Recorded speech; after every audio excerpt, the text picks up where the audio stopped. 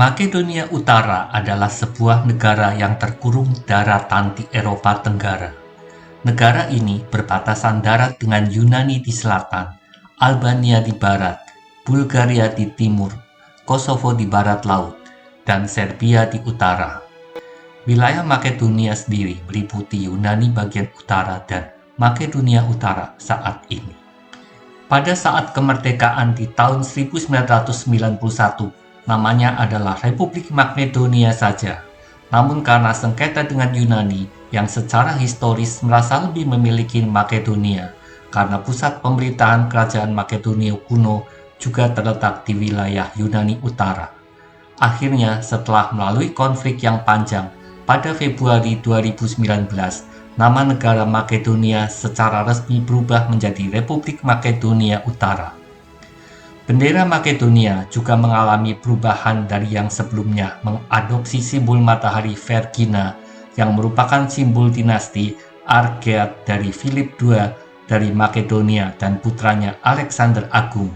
Saat ini menjadi matahari keemasan dengan 8 sinar di bidang merah. Populasi negara ini adalah sebesar 1,83 juta jiwa.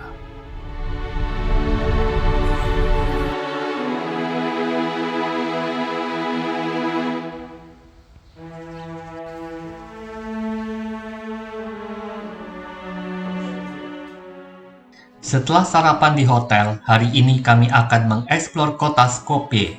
Skopje adalah ibu kota dan kota terbesar di Makedonia Utara. Kota yang terletak di tepi sungai Vardar ini memiliki jumlah penduduk 515.000 jiwa.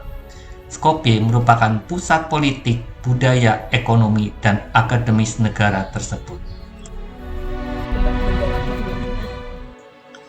Kunjungan pertama hari ini adalah ke Benteng Skopje, di mana dari atas benteng dapat melihat keindahan kota Skopje secara maksimal. Benteng Skopje yang biasa disebut Kale adalah benteng bersejarah yang terletak di kota tua Skopje.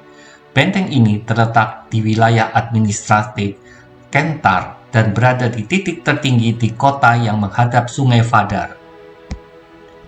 Benteng pertama dibangun pada abad ke-6 Masehi. Selama pemerintahan Kaisar Justinian I, benteng dibangun lebih lanjut pada abad ke-10 dan ke-11 di atas sisa-sisa benteng Bizantium milik Kaisar Justinian yang mungkin telah hancur karena sejumlah perang dan pertempuran di wilayah tersebut.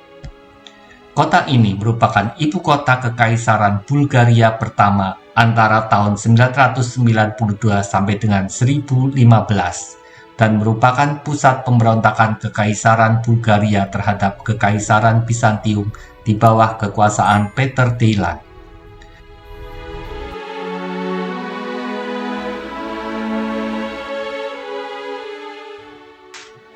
Dari benteng, kami turun ke bawah untuk melihat kemegahan Makedonia Square.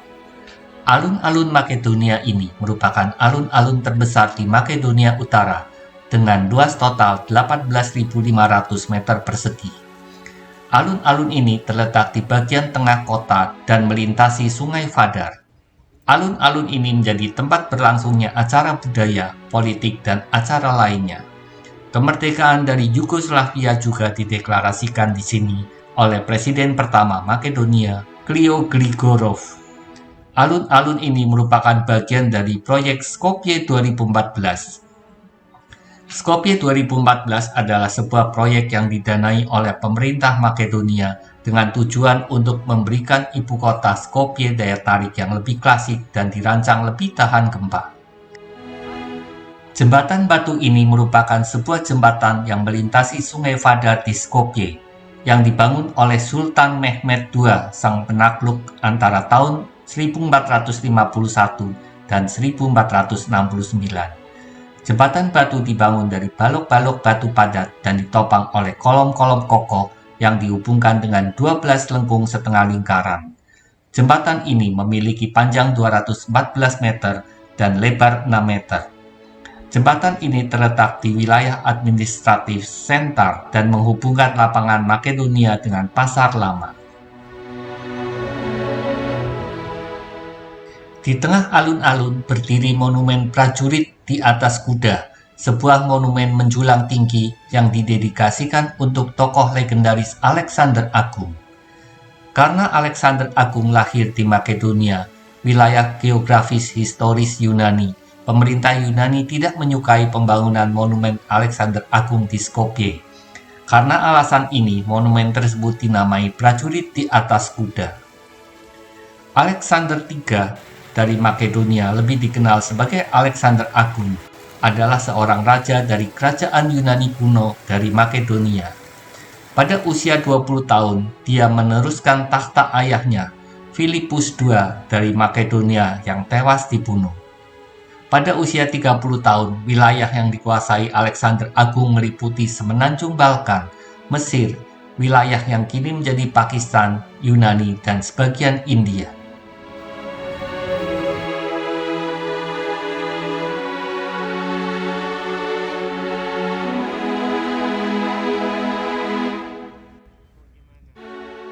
Rumah Memorial Bunda Teresa didedikasikan untuk Santo Katolik dan pemenang hadiah Nobel Perdamaian Bunda Teresa. Rumah ini terletak di kota kelahirannya Skopje di Makedonia Utara, tempat ia tinggal dari tahun 1910 hingga 1928. Rumah memorial ini dibangun di Jalan Makedonia yang populer di wilayah administratif Sentar, tepat di lokasi Gereja Katolik Roma Hati Kudus Yesus, tempat Bunda Teresa dibaptis.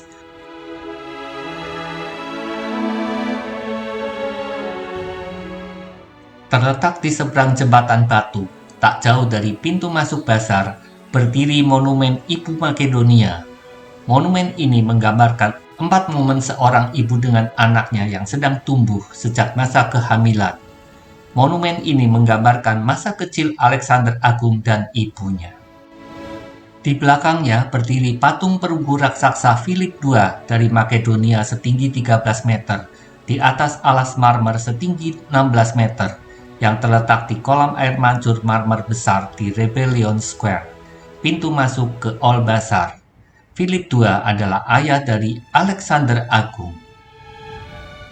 Basar Lama, juga dikenal sebagai Basar Turki, adalah sebuah pasar yang terletak di tepi timur Sungai Vardar, membentang dari jembatan batu hingga beach pasar, dan dari benteng Skopje hingga Sungai Serava. Di pasar ini banyak dijual souvenir dan makanan khas Makedonia.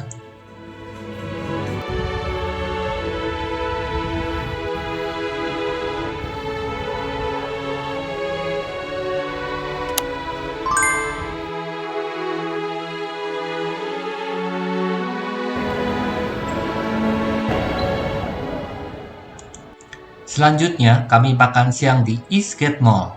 Setelah makan siang, kami meneruskan perjalanan ke kota Ohrid yang terletak 172 km sebelah barat daya kota Skopje.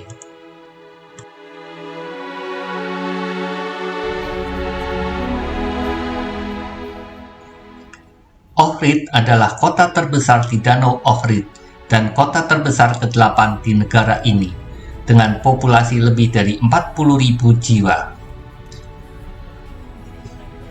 Ohrid dikenal karena pernah memiliki 365 gereja, satu gereja untuk setiap hari dalam setahun, sehingga disebut sebagai Yerusalem di Balkan.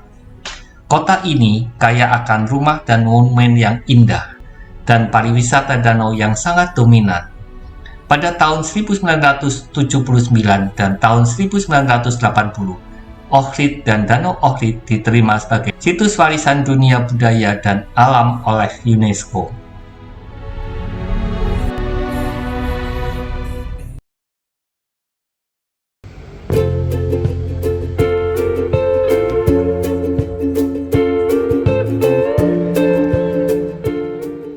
Danau Ohrid adalah sebuah danau yang membentang di perbatasan pegunungan antara bagian barat daya Makedonia Utara dan Albania Timur.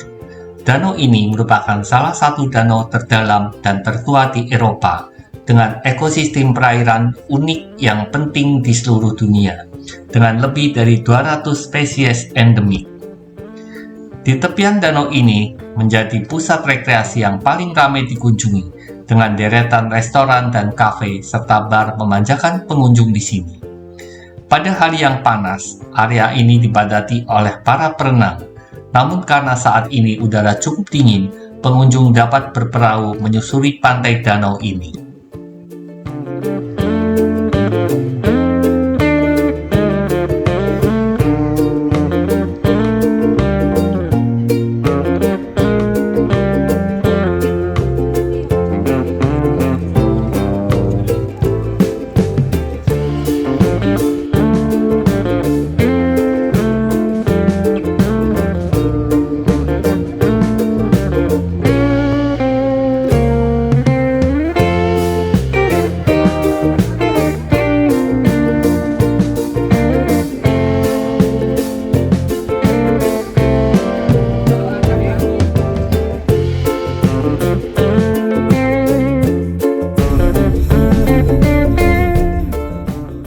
Setelah melihat keindahan Danau Ohrid, kami menuju hotel untuk beristirahat. Hotel kami terletak di tepi Danau Ohrid. Dari balkon hotel terlihat semburat cahaya mentari yang akan tenggelam di Danau Ohrid yang indah.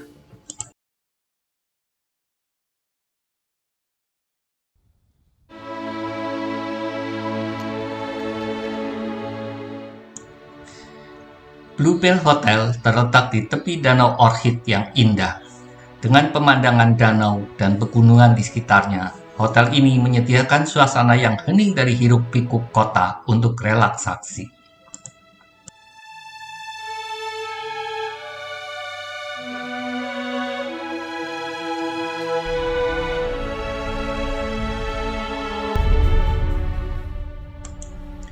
Pagi hari, kami menuju bukit untuk mengunjungi gereja ikonik Saint Giovan Caneo.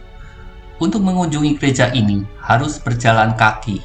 Meskipun tidak terlalu jauh, namun dengan medan yang lumayan terjal, cukup menguras tenaga. Gereja Saint Giovan atau Santo Yohanes di Caneo adalah gereja ortodok Makedonia yang terletak di tebing di atas pantai Caneo yang menghadap ke Danau Ohrid di kota Ohrid. Gereja ini didedikasikan untuk Yohanes dari Patmos, penulis kitab Wahyu, yang oleh sebagian orang dianggap sebagai orang yang sama dengan Yohanes Sang Rasul. Tanggal pembangunan gereja tersebut masih belum diketahui, tetapi dokumen yang merinci properti gereja tersebut menunjukkan bahwa gereja tersebut dibangun sebelum tahun 1447. Para arkeolog percaya bahwa gereja tersebut dibangun beberapa waktu sebelum munculnya Kekaisaran Ottoman, kemungkinan besar pada abad ke-13. Tak jauh dari gereja Saint Giovan terdapat Benteng Samuel. Benteng ini merupakan ibu kota Kekaisaran Bulgaria pertama pada masa pemerintahan Tsar Samuel dari Bulgaria pada pergantian abad ke-11.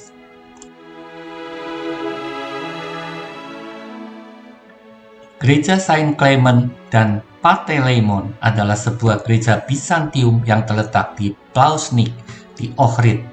Hal ini dikaitkan dengan Saint Clement dari Ohrid, murid Saint Cyril dan Saint Methodius. Para arkeolog meyakini gereja tersebut terletak di situs tempat para siswa pertama alfabet Glagolitik yang digunakan untuk menerjemahkan Alkitab ke dalam bahasa gereja kuno Slavia, diajarkan di Kekaisaran Bulgaria pertama. Santo Clemens menggunakan gereja yang baru dibangun sebagai bangunan liturgi dan tempat mengajar para pengikutnya dalam alfabet Slavia dan Glagolitik.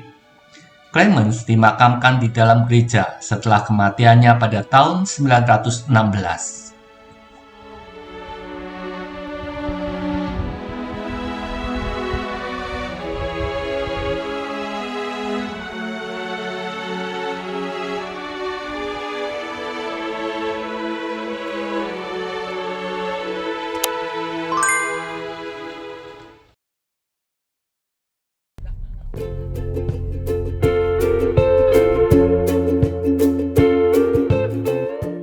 Setelah melihat-lihat berbagai peninggalan masa lalu, kami kembali ke Danau Ohrid untuk melihat sisi lain dari Danau Ohrid dan makan siang.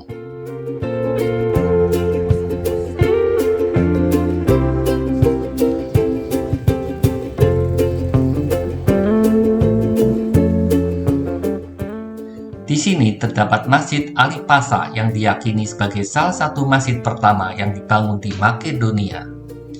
Masjid berbentuk persegi ini diperkirakan dibangun dari batu dan bata bakar pada akhir abad ke-15 atau awal abad ke-16. Dekat masjid terdapat pohon yang berumur lebih dari 1100 tahun, pohon Platanus orientalis.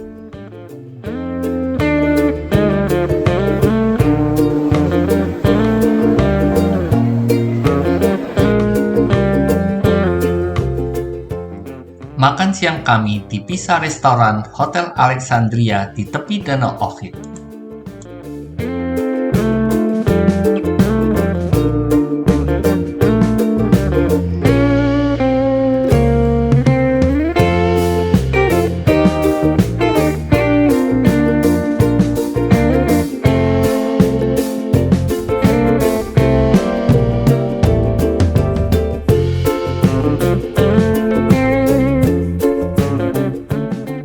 Setelah makan siang dan menikmati kembali keindahan Danau Ohrid, kami meneruskan perjalanan sejauh 70 km ke arah timur menuju kota Bitola.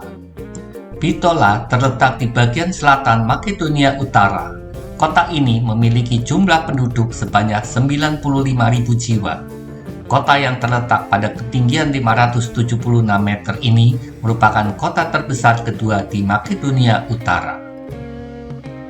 Masjid Ishak Çelebi adalah masjid terbesar di Bitola. Masjid ini terletak di sepanjang tepi sungai Dragor. Daerah ini dikenal sebagai Bit Pasar di kawasan Emir Bey atau Erne Bey yang juga dikenal sebagai Ishak Çelebi Mahalle.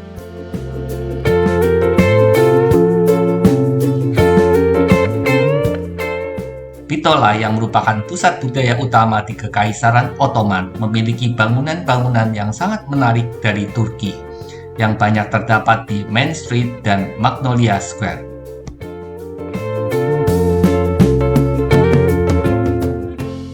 Magnolia Square adalah ruang publik dan alun-alun kota Bitola yang terletak di dekat menara jam dan taman kota. Patung berdiri Heraklea yang sebenarnya adalah Raja Philip II setinggi 8,5 meter dan kolam air mancur dengan matahari Vergina serta bangku-bangku memperindah suasana di alun-alun kota ini. Sirok Sokak adalah jalan pejalan kaki yang panjang di Bitola. Jalan ini dianggap sebagai pusat Bitola. Jalan ini dimulai dari Magnolia Square dan berakhir di taman kota. Jalan ini dihiasi dengan bangunan-bangunan bergaya neoklasik dan berisi toko-toko, kafe, dan restoran. Perjalanan diteruskan sejauh 128 km ke arah timur laut menuju kota Damir Kapia untuk bermalam di sana.